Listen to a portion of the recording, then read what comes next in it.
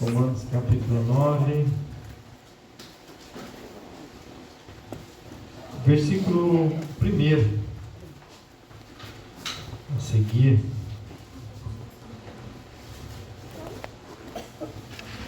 Todos acharam?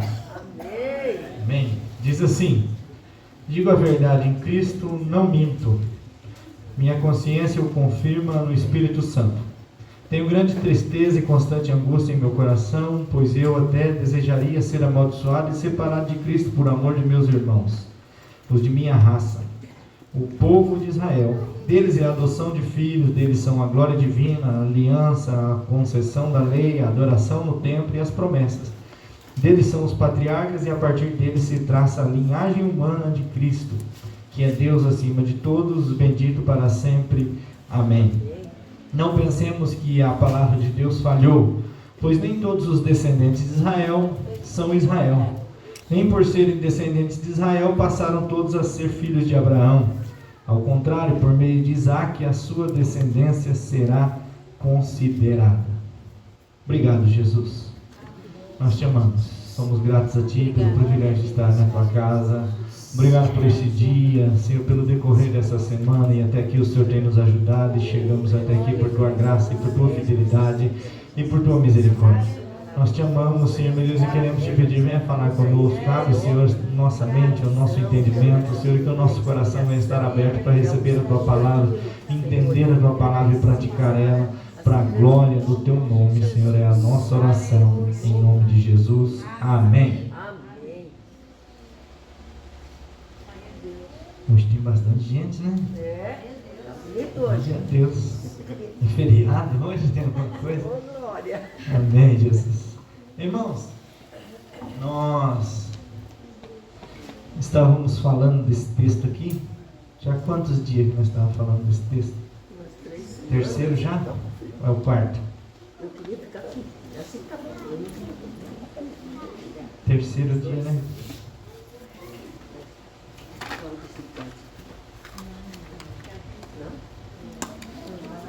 E terceiro e quarto, né? É verdade, é quarto. 4 dias já. 4 quinta-feira. E nós já fomos até uma altura, voltamos, começamos de novo. Já fomos até uma altura, voltamos, começando de novo. E esse trecho que nós lemos, nós já falamos bastante sobre ele. Que vai falar sobre a tristeza de Paulo e sua oração, pelo povo de Israel. Povo esse que foi escolhido, mas que não desfrutou dessa graça que Deus derramou sobre a vida deles, mas nós desfrutamos porque eles não receberam. Oh, glória, aleluia. E Paulo vai falar de tudo que eles são, de tudo que eles tinham, de tudo que eles desfrutaram por um período de tempo. Mas ele vai falar uma palavra que está no versículo 6, que diz: não pensemos que a palavra de Deus falhou. A palavra de Deus não falha.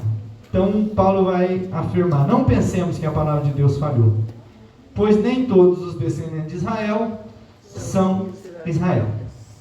E nós falamos um pouco sobre esse texto, sobre as divisões de hebreus, de israelita e de judeu. E hoje eu estava dando uma estudada, e semana muito corrida, né? E eu estava dando uma estudada hoje sobre esse texto. E a palavra de Deus não falhou. Quem falhou foi Israel. A palavra de Deus não falha. O que Deus fala, Ele cumpre. E Ele cumpriu todos os seus propósitos. E a palavra de Deus é infalível. Por quê? Por que a palavra de Deus é infalível? Paulo está dizendo: pois nem todos de Israel, nem todos que nasceram da descendência de Abraão, nem todo que veio de Jacó, são israelitas. Por quê? Porque não é descendência aquele que é nascido da carne, mas aquele que crê. Quando Deus chamou Abraão, Deus faz uma promessa e diz: em ti serão benditas todas as famílias da terra, e você será pai de muitas nações. E isso se cumpre em nós, porque Abraão é pai da fé, é pai de todos aqueles que creem. E nem todos que são de Israel são israelitas. Por quê? Porque nem todos que são de Israel creem. Assim como na igreja de Cristo também, nem todos os que vêm e frequentam a igreja são cristãos. Nem todo aquele que é de uma família cristã, desde que nasceu, cresceu nela, nem todos são cristãos. Nem todo aquele que passa pela água do batismo, mas não tem uma fé, uma convicção e não tem uma vida com Cristo, nem todos são cristãos. E isso é interessante, irmãos, que João Batista vai começar a pregar a palavra no deserto, e muitas pessoas vinham ter com ele. E entre essas pessoas que vinham para ouvi-lo, vinham os fariseus, vinham o povo de Israel, vinham os judeus. E eu quero que você abra lá em Mateus. Primeiro Mateus capítulo 3. Que João vai dizer quase a mesma coisa que Paulo está dizendo. E ele vai dizer isso por quê? Porque, irmãos, quando se trata de Israel, Israel é uma nação que foi chamada por Deus, escolhida por Deus, para cumprir um propósito. Mas esse propósito estava sendo cumprido independente da rebeldia deles, e tanto é que Deus, acredito eu, na sua misericórdia, teve que fazer muito esforço para trazer a nação de Israel até onde ela chegou. Porque o povo é rebelde, assim como nós, seres humanos, defeituosos, pecadores, a gente é teimoso, a gente é rebelde, a gente pensa que é autossuficiente, e tem dias que as coisas acontecem na nossa vida e que jogam um balde de água fria na nossa espiritualidade e no nosso pensamento de que somos alguma coisa. Alguém já passou por isso? De pensar assim, meu, que porcaria que eu sou, né? E eu estou assim essa semana. E a gente vive esse dilema da nossa incapacidade de ser santo, de viver a lei de Deus. E o povo de Israel, irmãos, eles tinham uma certa soberba com relação ao fato de que Deus era o Deus deles, de que quando se fala em Deus, se fala no Deus de Israel, de que deles era a promessa, deles era o culto, deles era tudo o que Deus tinha. Deus passou para eles, eles conheciam a lei, eles tinham tudo. E eles tinham uma certa soberba com relação a isso. E porque eu entendo assim, e a Escritura nos aponta isso, vai começar aqui no capítulo 3 de Mateus, que João Batista começou a pregar. O versículo 5 vai dizer assim: a ele vinha gente de Jerusalém, de toda a Judéia e de toda a região ao redor do Jordão. Confessando os seus pecados, eram batizados por ele no rio Jordão. Quando viu que muitos fariseus e saduceus vinham para onde ele estava batizando, disse-lhes: raça de víboras, quem deu a vocês a ideia de fugir da ira que se aproxima? Deem frutos e mostrem arrependimento. Não pense que vocês podem dizer a si mesmo: Abraão é nosso pai. Pois eu digo que dessas pedras Deus pode fazer surgir filhos a Abraão. Olha o que João está pregando. João é um profeta. E esse profeta está pregando, está batizando, as pessoas estão se arrependendo, e vem muitos fariseus também no meio deles, para observar, para analisar, para ver o que ele está falando, o que ele está fazendo. E do nada João começa a exortar eles e chamar eles de raça de víboras. E ele vai falar assim: não pensem que vocês podem dizer a si mesmos: nós somos filhos de Abraão. Por quê? Porque Deus diz que até dessas pedras ele pode suscitar filhos a Abraão. Então Israel tinha um orgulho de ser filho de Abraão, descendência de Abraão. Mas o que João Batista está dizendo é o mesmo que Paulo diz, que nem todos de Israel são israelitas. Nem todos que nasceram, e uma coisa que Paulo está dizendo, que João Batista diz, e que Jesus vai dizer, é que não existe uma nação cristã. O que Paulo está dizendo, e que João Batista diz, e que Jesus diz, é que não existe uma salvação de uma nação. Assim como não existe uma família cristã, não existe uma família que seja salva por causa de ser a família. Vamos pegar um exemplo, família do pastor Petri. É salva por ser família do pastor Petri? Não. Assim como Israel não era salvo por ser de Israel, por ser descendência de Abraão. Então o que João Batista está dizendo? Não pense que vocês podem dizer nós somos filhos de Abraão. Não pense que você pode dizer assim, eu sou um filho de Deus. Não pense que você pode se orgulhar de dizer assim, eu sou descendente de Israel, então eu sou salvo. O que João Batista diz, o que Paulo diz e o que Jesus vai dizer é que Israel tinha um certo orgulho da sua descendência e por causa desse orgulho, eles pensavam que por ser descendência de Abraão, por ser judeu, por ser da nação de Israel, por ter as promessas, por ter o culto, por ter o templo, por ter tudo isso, eles eram salvos. Agora Jesus vai dizer lá em João capítulo 8, vamos lá.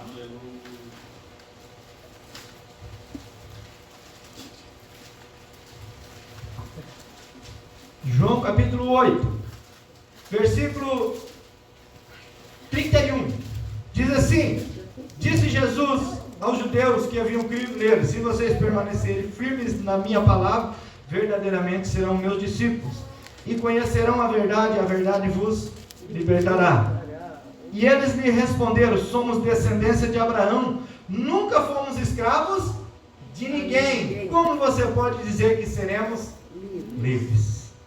Jesus respondeu: digo a vocês a verdade, todo aquele que vive pecando é escravo do pecado. O escravo não tem lugar permanente na família, mas o filho pertence a ela para sempre. Portanto, se o filho os libertar, vocês de fato serão livres. Eu sei que vocês são descendentes de Abraão, contudo estão procurando matar-me, porque em vocês não há lugar para a minha palavra. Eu estou dizendo o que vi na presença do Pai, e vocês fazem o que ouviram do pai de vocês. Abraão é o nosso pai, responderam eles.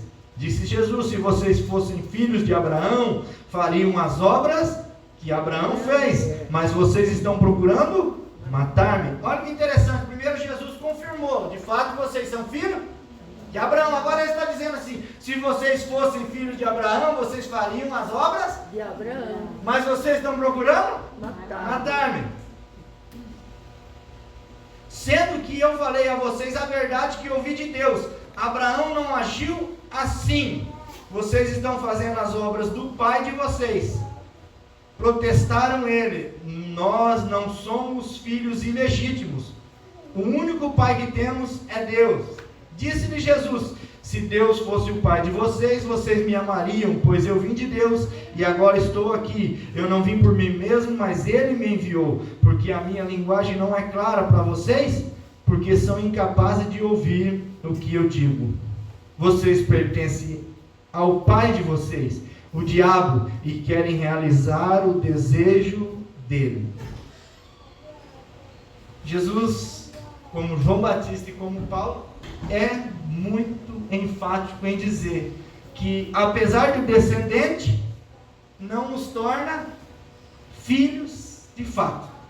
Apesar de descendente de Abraão, nascido em Israel, procurando seguir a lei que Deus deu, ainda assim esse povo não era filho de Deus e nem filho de Abraão. E a palavra vai dizer, se eu não me engano, em Isaías, que nem todo Israel será salvo, mas apenas um remanescente.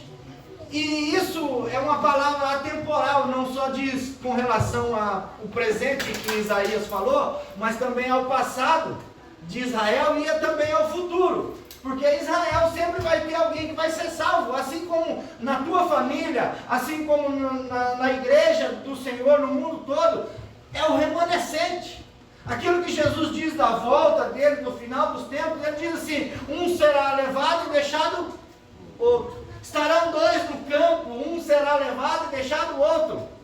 Como é profético isso e como é difícil saber disso, entender isso. Mas quando a gente entende isso, a gente entende o quê? Que nós precisamos buscar ser filhos de Deus. E o que é ser filho de Deus? É aquilo que Jesus disse, que João vai dizer lá em João capítulo 1, versículo 11, que ele veio para os seus, mas os seus não. Mas todos, quando receberam, deu-lhes o poder de se tornarem filhos de Deus. Quando Jesus está discutindo com os judeus aqui, a discussão dele é: eu estou pregando, e a Bíblia vai dizer aqui, alguns deles creram nele, mas quando ele falou assim, se o Filho vos libertar, verdadeiramente vocês serão livres, conhecereis a verdade, e a verdade vos libertará, o que acontece com eles? Eles falam assim: nós não somos escravos de ninguém, como você diz, seremos livres. E se você for pensar, é uma nação que viveu quase que a vida toda uma vida de escravo. Não é verdade? Egito, 430 anos. Deserto, 40 anos. Caminhando para ser liberto, mas não era. Formação da nação de Israel. Liberdade aparente.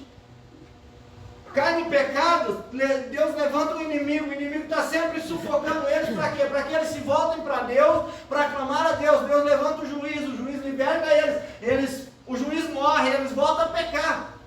E é isso que Jesus está dizendo: olha como que vocês são escravos, vocês não estão entendendo, porque aquele que comete pecado é escravo do pecado, vocês vivem pecando.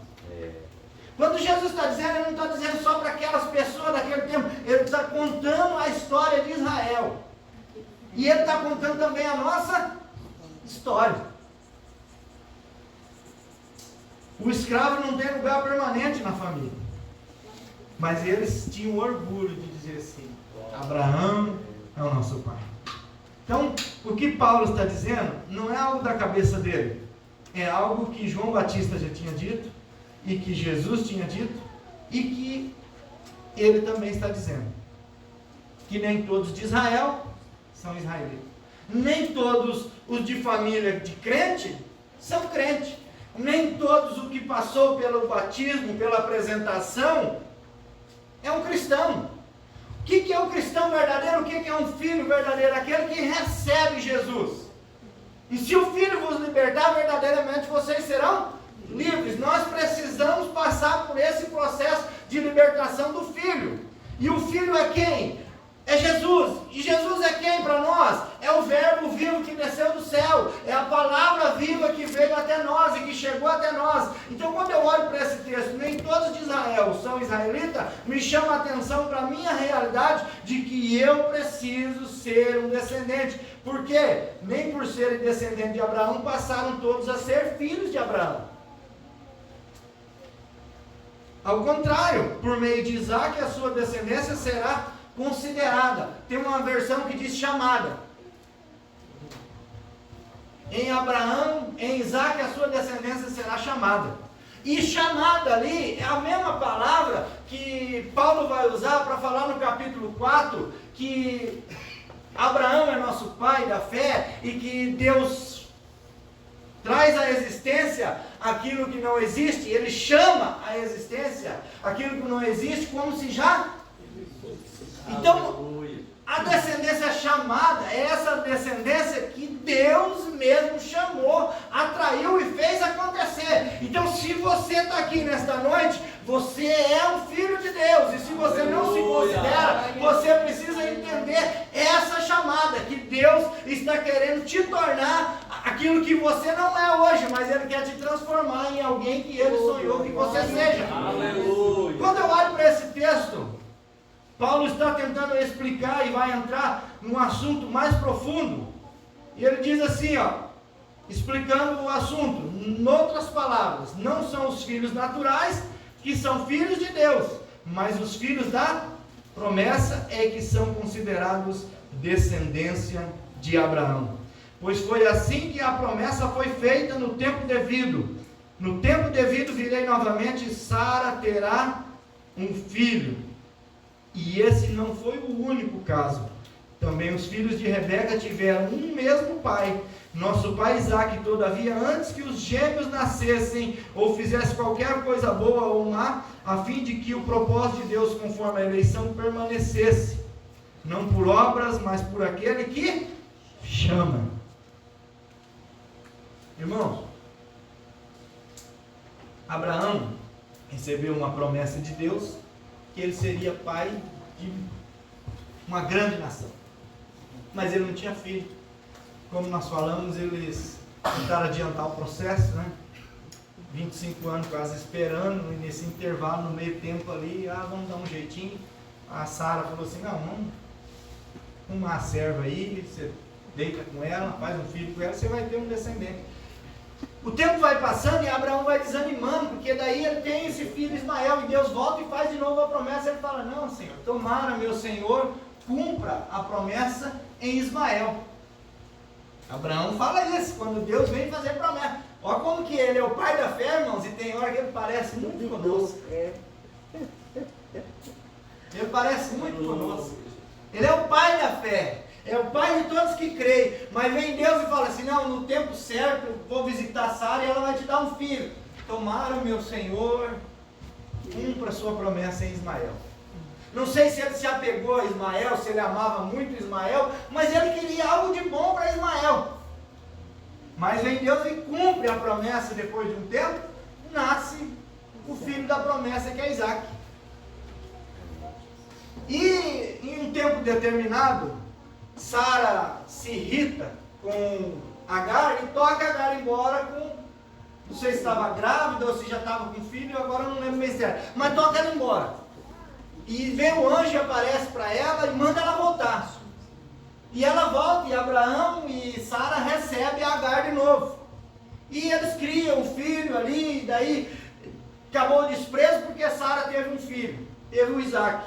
Mas chega um tempo em que Deus mesmo fala para Abraão, você precisa dispensar a serva e o filho.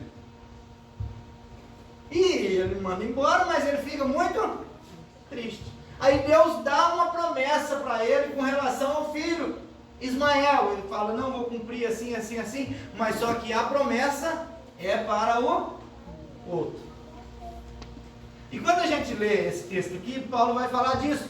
Mas Paulo está falando, isso é algo que não serve tanto para nós como igreja agora, mas mais para Israel que está ouvindo o que Paulo está dizendo.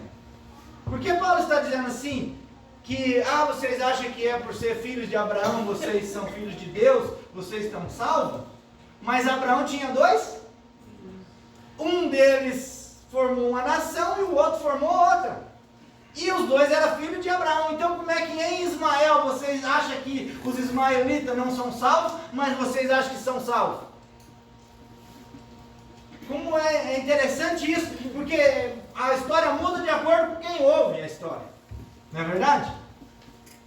Paulo está dizendo assim, vocês estão achando que vocês são grandes coisas na vida, mas Abraão não teve um filho só, teve mais um.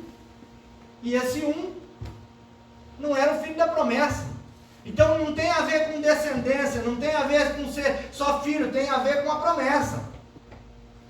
Aí ele vai entrar num assunto e aí a gente pensa assim, eu estava comentando esses dias quando nós começamos a estudar o capítulo 9, que quando fala de Sara, Agar, Ismael e Isaac, a gente está entendendo, não, esse é o filho da promessa, que é o filho da mulher dele mesmo, é o filho da escrava, então Deus escolheu esse, pronto, e o outro é filho da escrava, não vai ser bem-aventurado.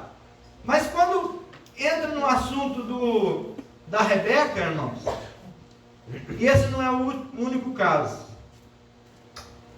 também os filhos de Rebeca tiveram o mesmo pai, nosso pai Isaac. Todavia, antes que os gêmeos nascessem ou fizessem qualquer coisa boa ou má, a fim de que o propósito de Deus, conforme a eleição, permanecesse, não por obras, mas por aquele que chama. Foi dito a ela, o mais velho servirá ao mais novo. Como está escrito, lá em Malaquias capítulo 1, amei Jacó, mas rejeitei Esaú. Então, que diremos? Acaso Deus é injusto? De maneira nenhuma, pois ele diz a Moisés, terei compaixão de quem eu quiser ter compaixão.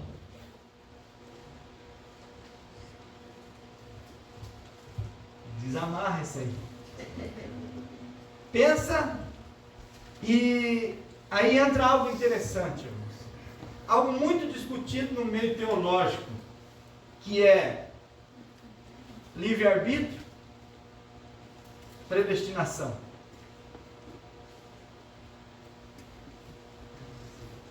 Quem acredita que nós temos livre-arbítrio, levanta a mão.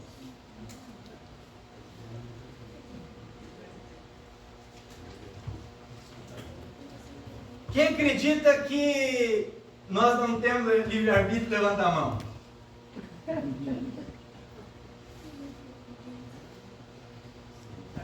Quem que teve livre-arbítrio só na palavra de Deus? Só Adão e a Eva. Por quê? Porque Adão e Eva eram puros, por natureza, por criação, por relacionamento com Deus. Eles não conheciam o pecado, eles não conheciam o mal. Eles não conheciam, só conheciam Deus, o que Deus criou, as maravilhas de Deus. E eles tinham diante deles escolha. Escolher permanecer na obediência ou escolher desobedecer comendo o fruto. E o que eles fizeram? Desobedeceram.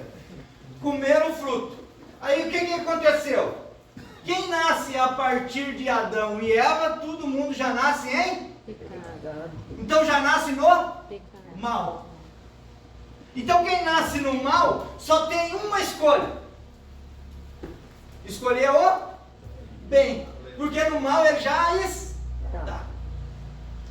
Então não é livre-arbítrio, porque se você já está numa condição, você só tem uma escolha.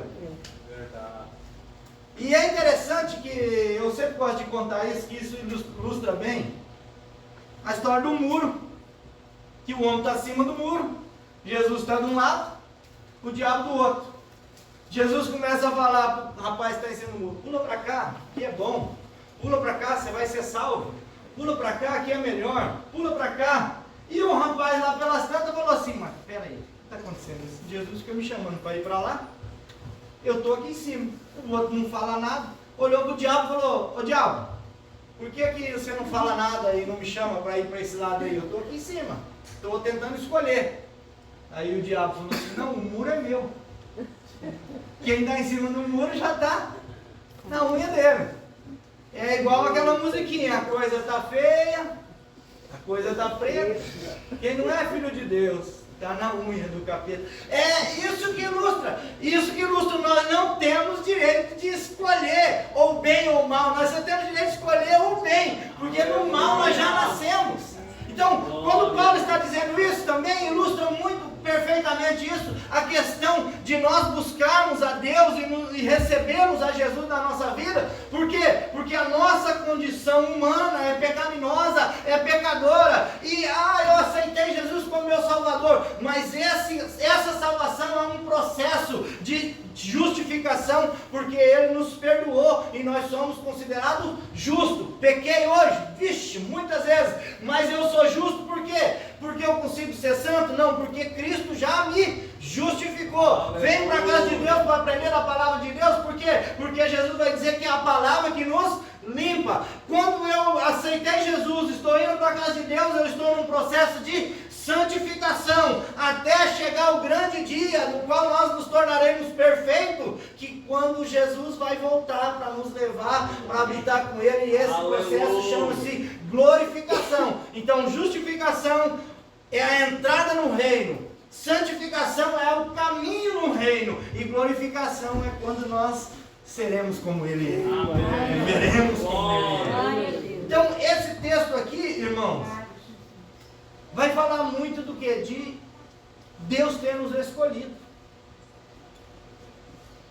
E é mais interessante ainda, porque Jesus vai dizer: não foi vós que escolheram a mim, foi eu quem escolhi. Onde é que está o livre-arbítrio nisso? De Deus ter nos escolhido, não foi nós que escolhemos Ele. Como é tremendo isso, que é um Deus que olha para cada um de nós e nos atraiu, nos chamou. De alguma maneira, irmãos, se criou situações na nossa vida em que nós chegamos até Ele. Glória a Deus.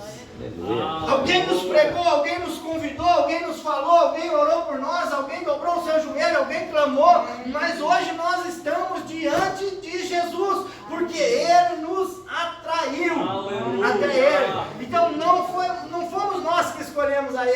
foi Ele que nos escolheu. E nos introduziu na família de Deus. Então Deus amou Jacó e aborreceu Esaú, porque Deus é Soberano. E por que Ele é soberano? Porque o nosso Deus, e eu falei aqui esses dias sobre o relacionamento, e nosso Deus conhece o ontem, conhece o hoje e conhece o nosso amanhã. E é interessante Ele ter nos escolhido, porque no nosso ontem nós pensávamos que nós estávamos no controle. E o nosso hoje nós entendemos que quem está no controle é Ele. E às vezes a gente quer tomar o controle da mão dele, fazer as coisas do nosso jeito, mas Ele, com sua infinita graça e misericórdia, nos atrai de volta, nos traz de volta para o foco, que é a palavra dele, que é a vontade dele, que é o entendimento do que Ele tem para nós, é muito melhor do que aquilo que nós pensamos ter. E o nosso Deus, conhecendo o futuro, Ele escolheu Jacó e não escolheu Esaú. E eu falei esses dias aqui sobre isso, que Jacó, irmãos, foi um homem que saiu de casa sem nada, só com um pouco de azeite, fugindo do seu irmão, que o Esaú queria matar ele. E se a gente for pensar que é por obras que as pessoas são salvas, e Paulo já está dizendo aqui que não é, porque se a gente fosse pensar por índole, o Jacó era mais lambaio do que o Esaú, não é verdade? Porque o Jacó, irmãos, era manipulador, o Jacó era liso, que nem diria hoje em dia. O Jacó era liso. Mas também o Jacó tinha uma mãe que também estava induzindo ele a cumprir as coisas. Pensa que Rebeca, pensando que Deus não ia cumprir o seu propósito, estava também como Sara, tentando dar um jeito das coisas acontecerem. Tanto é que ela ajudou, ou ela fez com que Jacó enganasse o Isaac. Não é verdade? Já parou para pensar nesse pequeno detalhe de que a Rebeca, com medo de Deus não cumprir o que prometeu quando os meninos estavam no ventre, ela deu uma tentativa de empurrar ali e resolveu o problema. Mas o Jacó, depois que ele rouba a bênção do irmão, que ele não roubou de fato, porque o irmão já tinha vendido um dia que estava com fome. Uma pessoa que vende a bênção de Deus porque está com fome, e se fosse por um churrasco ainda, já está errado, mas por um prato de lentilha, irmãos. O sangue de Jesus tem poder, né? Lentilha, sopa, né? Entendeu por causa disso? Ele vai e foge, por quê? Porque Esaú, bravo, errado, bravo, vendeu, agora perdeu e agora ele quer matar o irmão. E o Jacó vai embora. Só que nesse caminho de ir embora, ele estava indo numa caminhada de obediência, porque ele estava indo entre os da família da sua mãe para achar uma esposa, para se casar com ela, para manter a sua linhagem. O Esaú, revoltado porque perdeu a bênção, desobedeceu e foi e se casou com um egípcio e com mais outra estrangeira. Então pensa bem, não é assim, Deus não gosta do irmão Adilson e pronto, acabou. Não, o irmão Adilson tem uma tendência má e ele vai seguir esse caminho mau. É só um exemplo, tá, Esaú? O Esaú vive essa tendência má, ele busca o mal, ele desobedece a mãe, desobedece o pai.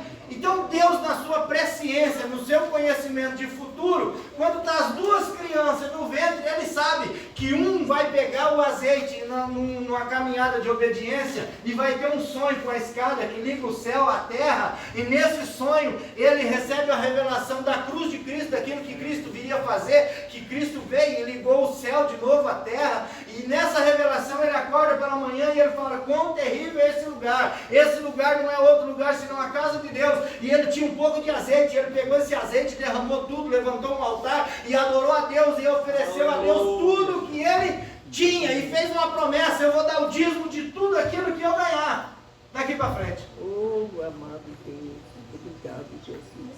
Por mais rebelde que você seja, Deus conhece a tendência do seu coração e por isso Ele nos chamou. Aleluia. Glória a Deus. Porque nós não somos perfeitos. Não fomos nós que escolhemos a Ele, foi Ele quem nos escolheu. Misericórdia, Jesus, já está acabando. Irmãos, Ele diz assim: terei misericórdia de quem eu quiser ter misericórdia e terei compaixão de quem eu quiser ter compaixão. Portanto, isso não depende do desejo ou do esforço humano, mas da misericórdia de Deus. Pois a Escritura diz a Faraó: eu o levantei exatamente com este propósito, mostrar em você o meu poder, e para que o meu nome seja proclamado em toda a terra. Portanto, Deus tem misericórdia de quem Ele quer e endurece quem Ele quer. Aqui entra uma palavra que parece contraditória, de que Deus endurece. Mas se você parar para pensar, Paulo está dizendo aqui sobre o relacionamento de Faraó com Deus no tempo das pragas. Faraó tinha uma tendência a não deixar o povo de Israel ir. Por quê? Porque Faraó tinha ambição. O reino do Egito era um reino poderoso, porque ele tinha ali, habitando com ele, mais de 3 milhões de escravos, que trabalhavam só pela cebola e pelo pepino. Mas vem Moisés, depois de ouvir o chamado de Deus, e conversa com o Faraó e fala: Deus mandou você deixar o povo ir para adorar. E o Faraó fala: não vai, já de primeira. Aí Deus usa o que? A tendência do Faraó para ele endurecer. Para quê? Para que Deus demonstre o seu poder. Esse poder precisava ser demonstrado para o Faraó? Não. Para quem? Para os escravos, que precisavam de libertação. Para eles saber que eles não estavam ali inutilmente, mas que eles tinham um Deus que era poderoso para libertar. E esse Deus a quem eles clamaram, porque foi no tempo certo. Por que no tempo certo? Porque quando Abraão desceu para o Egito, saindo da terra de Israel, a terra que mana leite e mel, que Deus tinha prometido, Deus falou para Abraão assim: ó, por causa disso, seu povo, sua descendência vai viver 430 anos escravos no Egito. Você vê que Deus não faz nada por acaso. E ele diz assim: e esses 430 anos é para que se cumpra a medida da iniquidade do povo que habita nessa terra. Deus tem misericórdia, irmãos. Aleluia. Mas o povo não se arrependeu, assim como o Faraó não amoleceu. Coloque-se de pé que já acabou nosso tempo.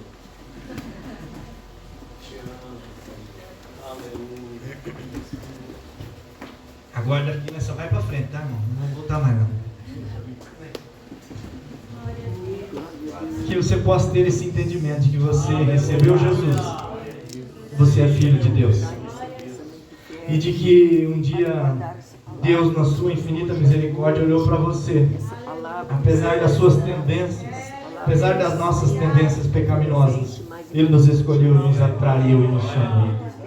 Ah, irmãos, tem dia que a gente se sente tão fraco, tão pecador, tem dia que misericórdia, parece que se Deus chegar perto de você, você vai morrer, de tão ruim que você se sente. Ah, mas Ele vem, e quando Ele vem, Ele te quebranta, e quando você é quebrantado, você sente o amor dEle te envolvendo, a graça dEle te envolvendo, e daí você olha assim e fala: não é pelas obras, mas eu fui salvo para boas obras, e eu preciso estar mais perto de Ti, Senhor, para eu poder agir conforme o Senhor espera que eu haja. Eu fui tornado justo por causa da cruz e quero me tornar santo por causa da sua palavra. Por isso um relacionamento com a palavra de Deus é tão importante na nossa vida. Um relacionamento com o verbo vivo que desceu do céu na nossa vida diária. A nossa busca por Jesus é tão importante para o nosso processo de santificação, para que nós venhamos permanecer, porque só aquele que perseverar até o fim é que será salvo. Fomos escolhidos, mas a nossa função é permanecer nele, aguardando aquele grande dia que Ele virá. Mas enquanto permanecemos, nós vamos sendo santificados. Paulo vai dizer, não que eu já tenha alcançado, mas eu esqueço das coisas que para trás ficam, eu prossigo para o alvo da soberana vocação em Cristo Jesus, para que de alguma forma eu possa alcançar a ressurreição dos mortos. Ah, como isso é poderoso para nossas vidas. Pai, muito obrigado, Senhor. Eu te amo, eu te adoro, eu te exalto, porque Tu és o nosso Deus, Tu és o Senhor da nossa vida. O Senhor nos escolheu, o Senhor nos atraiu, o Senhor nos chamou, o Senhor nos conhece. Pai amado, e nós queremos entrar e estar no Teu propósito todos os dias da nossa vida.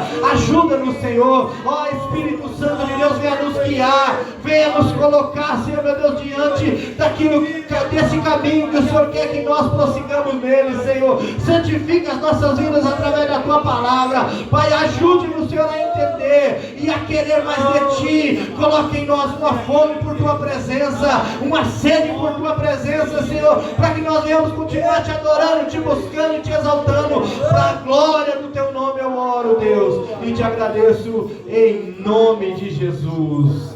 Amém. Irmãos, não esqueça, sábado, o culto do amigo.